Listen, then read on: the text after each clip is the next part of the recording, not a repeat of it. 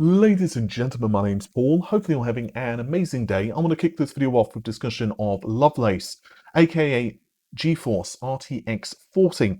There's been a ton of rumors regarding the specifications of these frankly monstrous sounding graphics cards. 18,432 CUDA cores is found in AD102. Compare this to 10,752 CUDA cores, which is found in GA102. And yeah, it's a pretty significant uplift. Lovelace is also a monolithic die, and it's said that it's going to be launched because Hopper was delayed. Hopper, of course, being MCM. But yeah, Ampere uses Samsung's 8nm process. And the reason that Ampere uses 8nm from Samsung is because it was cheaper than what Nvidia were being asked to cough up by TSMC for their 7nm process. Basically, during negotiations, TSMC said, we're going to be asking this amount because everyone wants our 7nm process, and Nvidia were like, yeah, we're not going to pay that, and well, yeah, things ended up how they did.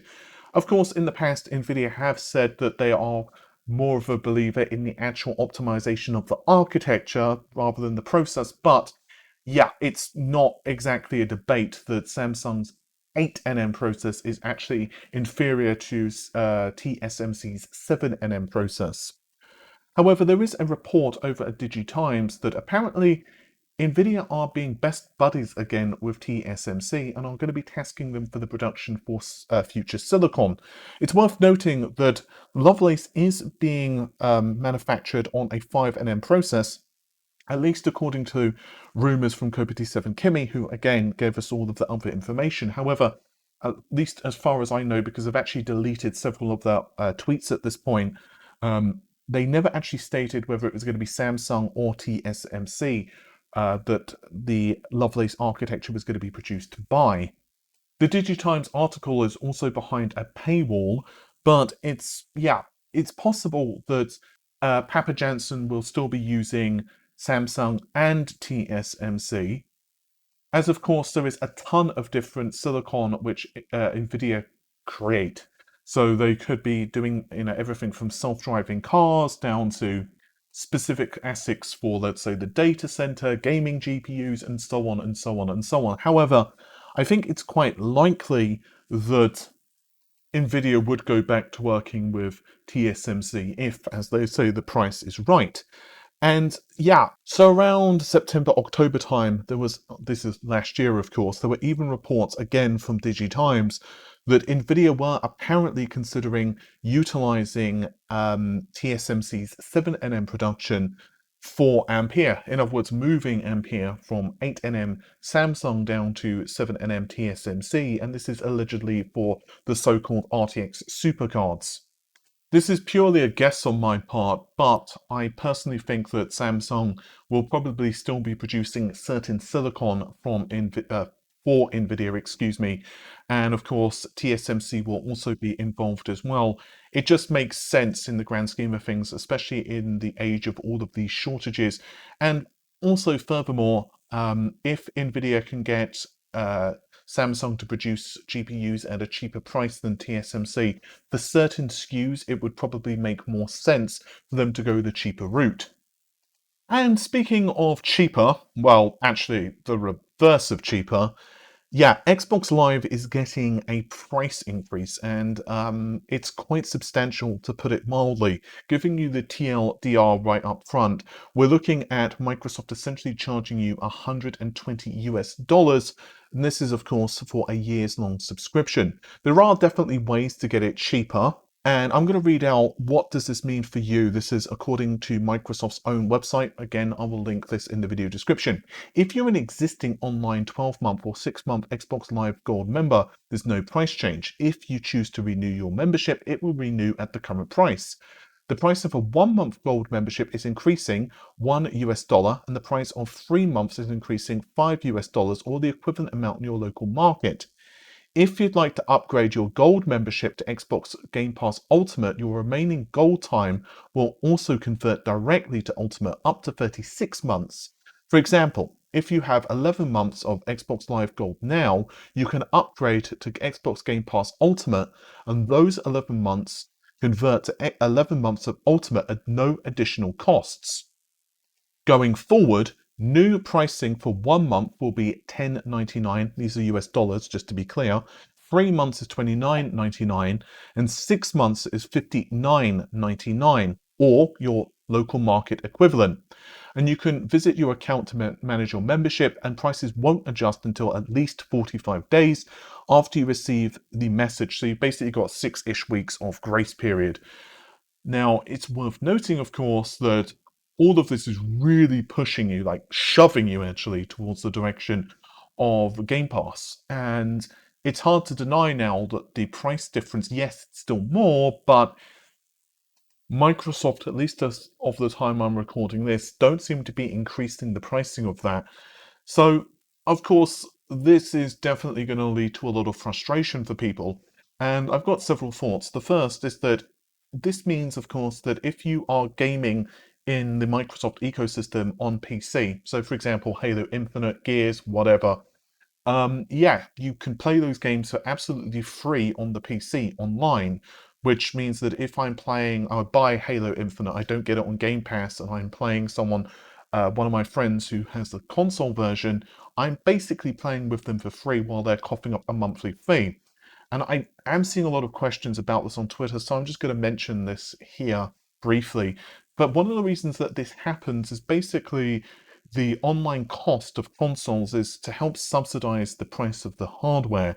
This is a bit like one of the reasons you see, let's say, peripherals be rather expensive.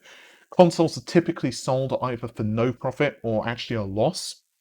And of course, this is another reason that the game licensing fee is a thing too.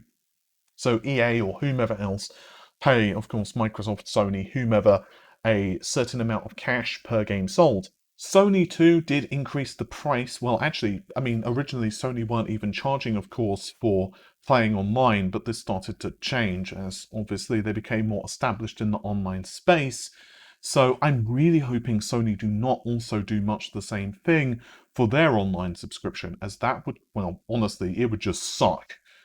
I don't really know how I feel about this, other than I think that the timing of the price increase, given people's financial situation obviously is being kind of strained at the moment, to put it mildly. Yeah, I know that some people are fine and they've happily bought an Xbox Series X and tons of games, and they're not really being hit financially at the moment. But a lot of other people are on like the base Xbox system and kind of just waiting for things to pick up. So I do wish Microsoft had waited 3 to 6 months for things to kind of settle down. But yeah, it is what it is. So the online gaming now for the Xbox is going to be substantially more expensive. I do think, however, that Game Pass is still really good value for money. And honestly, I own Game Pass. I've got Game Pass Ultimate, so it's great for the PC and the Xbox. So I think that's kind of a nice thing. I personally don't play online at all. I don't like do multiplayer gaming or anything like that. So the only reason I have Game Pass is just to be able to access a library of games. I think it's kind of handy. I'll also say that Amazon have access to Xbox Live memberships, so you can kind of buy them online. I'll link a couple in the video description if you want to use them. There will be affiliate links, so I'm just letting you know. But if you want to purchase one of the Xbox Live kind of cards, while they are cheaper, I'm sure the price will go up. You can use one of the links in the video description. And one other thing while we're on the subject of Xbox, I'm sure you're very aware of the whole tools meme, which of course was really circulating when the consoles first launched. And it really came down to, of course, well, new consoles, optimization wasn't really a thing at the time. And I actually put out a couple of videos on this when the next generation consoles launched, and I was talking about it for Assassin's Creed, which was definitely struggling with a lower frame rate and resolution and everything else. And we're starting, of course, to see some games now really start to take advantage of the Xbox, like Hitman really does well on the Xbox hardware. And yeah, there's a really interesting post actually from Alex over at Digital Foundry. Basically, he states that he's been hearing that the Xbox tools have been definitely improving, and this is particularly true for GPU compiler. And yeah, this really kind of matches what I said back when I put out a video detailing why, for example, certain games are struggling on the Xbox. And it really was because, uh, yeah, the tools were just not optimized at the time, and they are starting to improve now. And this is, of course, the same for the PlayStation as well. Development kits continue to evolve and get better. Software optimizations, of course, become better, and developers also become more used to the hardware. And also, to kind of drone on for a second about other things I said previously, is that some games just simply will run better on Xbox hardware, and some games will just simply do better on PlayStation hardware.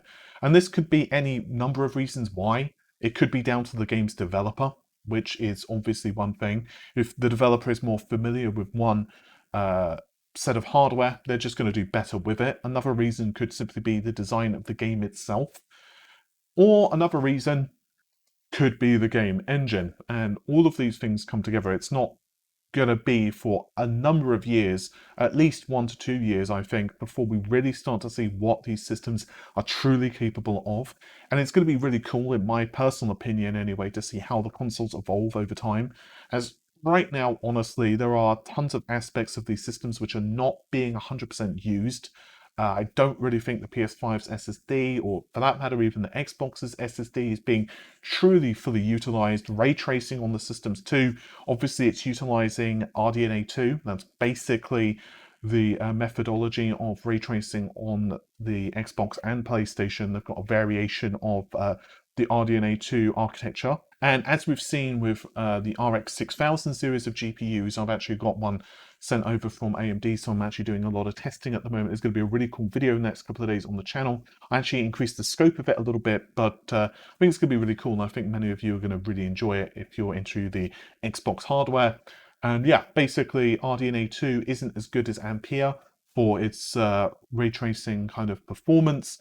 So yeah, I think that's another thing too. But as developers become more used to the hardware, I think they'll kind of learn tricks and be able to squeeze more out of it. So at this point in time, I think the Xbox is starting to kind of, well, just improve overall. And I think the next 6 to 12 months is going to be pretty damn awesome to see what both consoles can really bring to the table. And it's, I mean, you've even kind of seen this anyway with the Resident Evil 8 kind of performance, and just how the system, PlayStation 5 is running it. Do you remember with the early reports where they were stating that Resident Evil Village were like, what was it, 1080p, 30 FPS? I can't remember exactly. It was something around there. And yeah, then obviously we are now seeing the actual game itself. Admittedly, it's only a demo, so we'll have to wait and see how the final code runs. But oftentimes it's hitting 4K 60 FPS until it starts to get a bit busier, so I think that's pretty damn cool. And the final couple of stories I'd really like to quickly go through, and this concern Intel. The first of which is that Intel's current CEO, obviously he will be soon replaced, has confirmed that we will actually be seeing Alder Lake qualifying samples produced in the second half of 2021.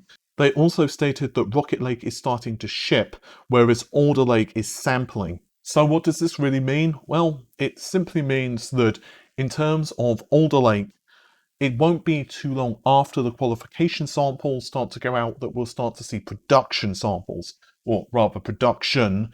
And yeah, I mean, this probably means that Alder Lake is actually hitting the targets of release which Intel had originally stated. And naturally, this is also a very different architecture as well, not only because we're seeing Gracemont and Golden Cove kind of come together, but just in terms of how we think of the processor architecture, it's going to be rather different. Big/small designs of, yeah, it's going to be very interesting to actually benchmark this hardware, I suspect. I'm actually really looking forward to seeing what it's capable of. The big cores, which naturally are Golden Cove, they are capable of SMT, plus have numerous improvements in IPC and all of that jazz. Whereas Gracemont, the small cores, they don't have hyper-threading or SMT, whatever you want to call it. So that plus fundamental shifts in the actual architecture itself, like DDR5 support, PCIe Gen 5 support, I think it's going to be pretty cool to see. And the very final piece of news for the day is there is actually a benchmark of the 11900K, aka Rocket Lake, and this is thanks to Geekbench. I won't spend too long on this as we've already covered quite a lot of Rocket Lake benchmarks, and there's nothing too different here. Of course, this is an 8-core, 16 threads, although the configuration is running at up to 5.3 gigahertz. So in Geekbench version 5, we're looking at 1892 for the single core score, whereas multi-core is multi-core, is just under 11,000, so 10,934. To put that into some context, this means that it's about 500 points faster in single thread performance over the 10900K, and in multi-thread it actually is about on par with the 10900K, which is pretty darn impressive. As for against AMD Zen 3 architecture, well, this is where things get a bit weird. The 5800X, which of course is 8 cores, 16 threads, it usually scores around 1650 to 1700 points for single core. So that is obviously quite a bit slower than the 11900K. However, multi-core, it's about on par, so it's a little slower than the 11900K. However, you can make arguments that it's also running at way slower clock frequencies. Naturally, it goes without saying that a higher core count processor from AMD, such as the 5950X, absolutely just demolishes it because it just doesn't have the threads and cores to be able to keep up. But nevertheless, maybe Rocket Lake will be okay for gaming, but at this point, I just want to see actual hardware, to be honest with you. But I think that's just about it for this particular video. Hopefully you have enjoyed it. If you have, then of course subscribe to the channel and also click the bell icon because of the land of YouTube. And I'll see you soon. Take care of yourselves. Bye for now.